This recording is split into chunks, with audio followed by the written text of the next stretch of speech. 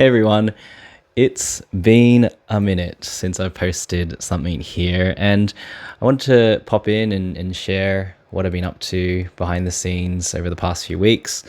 But it all revolves around kind of one question, and it's how to be a creator in this AI world we live in now. This one question led me to three different experiments. The first experiment is print on demand. If you don't know what print on demand is, there are services like Redbubble and TeePublic where you can post up designs and then that company will print it on different materials, on t-shirts, on cups, on blankets, all these different things. And then there's other services where you can get Etsy to have your own little store, and then that store can be connected to things like Printify, a printing service. They fulfill the orders for you, blah blah blah blah blah, all of that.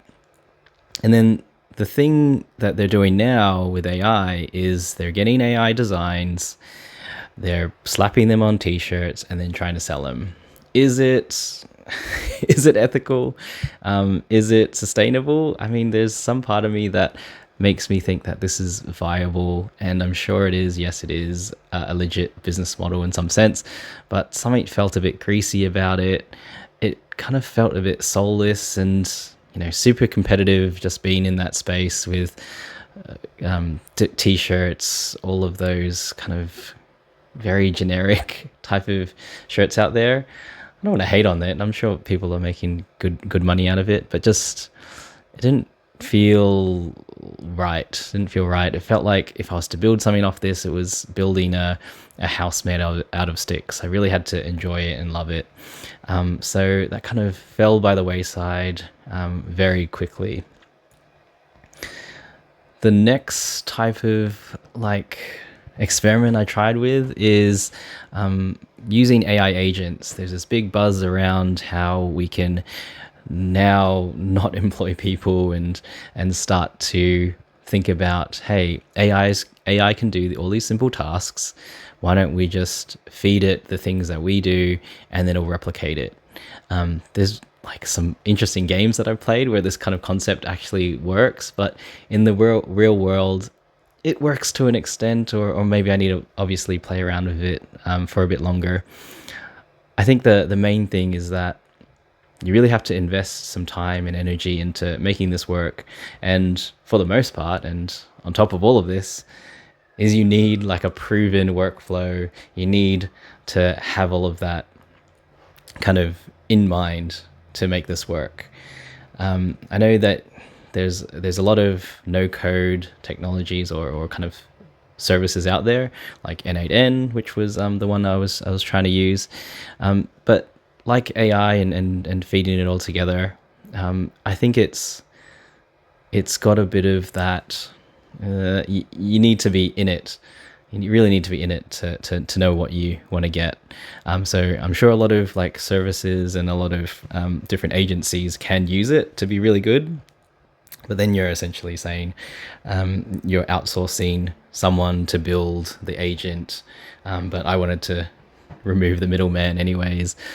So it hasn't got to that point for me where I think I can, have this idea or just even ask AI to, create me a workflow to create content,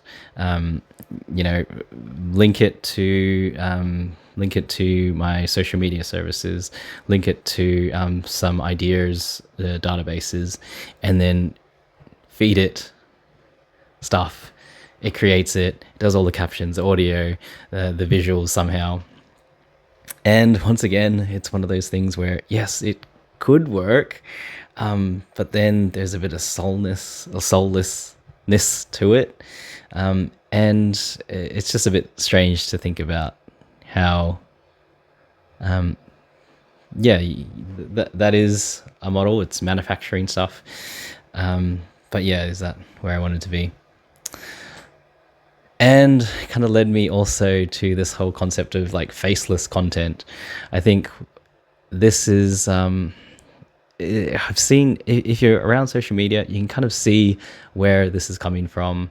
It is how, creators can clone themselves through things like 11 Labs, and then essentially, type out the script and then have the audio read out to them, and then you slap on, some stock photos, or you get AI to just generate a sequence of images, put on captions, and then you're kind of done. I mean, I'm going to say that kind of area of YouTube, that area of video is probably growing really fast. But yeah, it's a bit strange to think about, like the different the different engagement, or the different type of people that would be interested in that. And it's kind of comes back to the point of like, yeah, I know that there's benefits to be a faceless content creator, to be a faceless person, privacy issues, people ripping your like voice and your content that you've created. So, I think this will still be a version of this type of experiment might come to fruition in my life. But for now, maybe I'm just lazy. Maybe that's why I don't want to do any of these. But that was the third experiment, using AI to maybe clone my voice, blah, blah, blah, and then create content, which kind of led me to this realization that, being human is the point of all of this.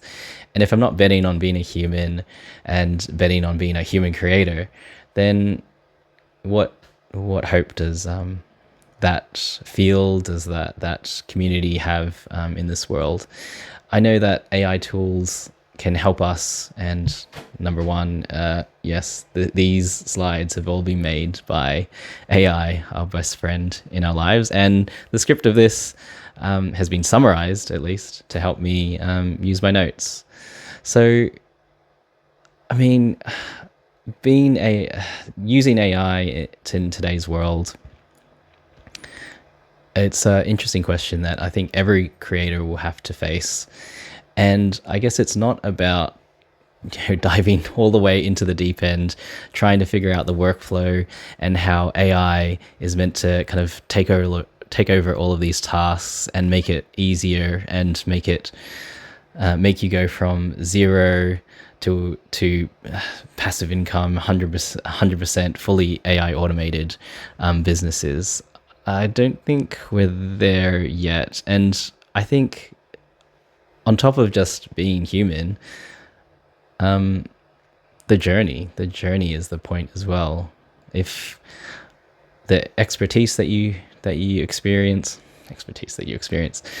the things you go through in the human experience, in the journey of creating, is part of the fun as well. This has probably been like the fourth take of doing this, but I'm kind of enjoying the process. Although I cringe when I see my face sometimes here. I like to think that people on the internet and people around the world want to see art that's created by people.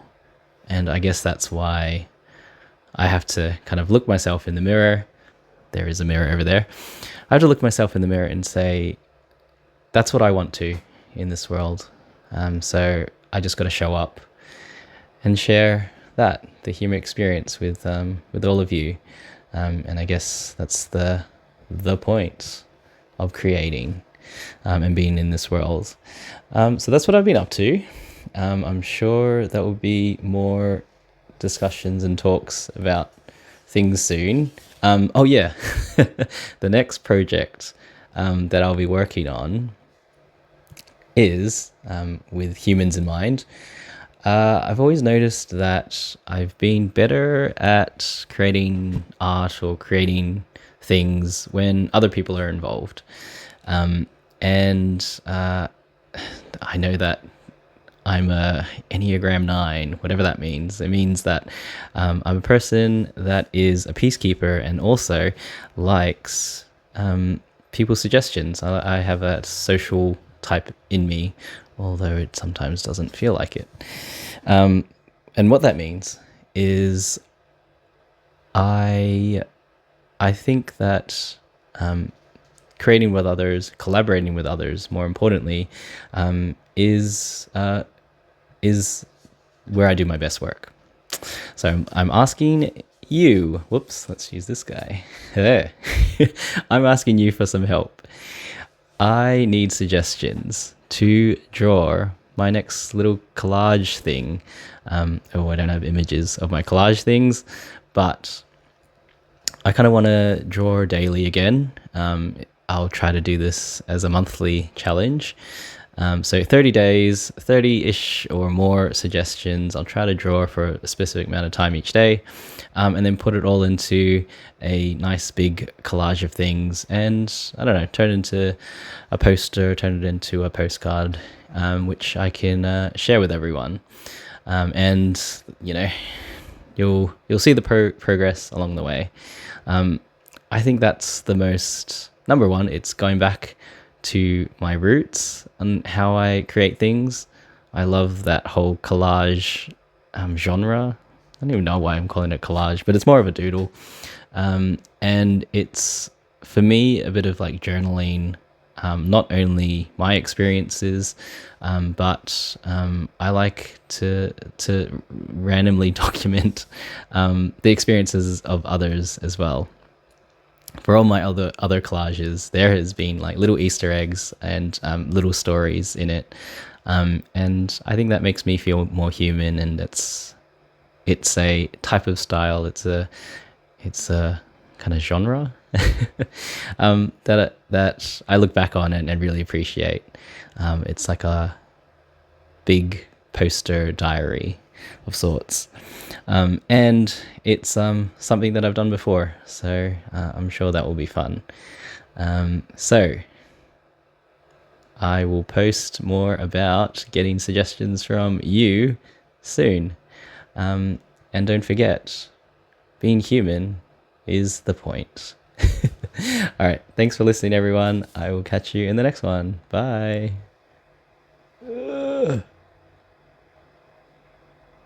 Is it off? Is it off yet?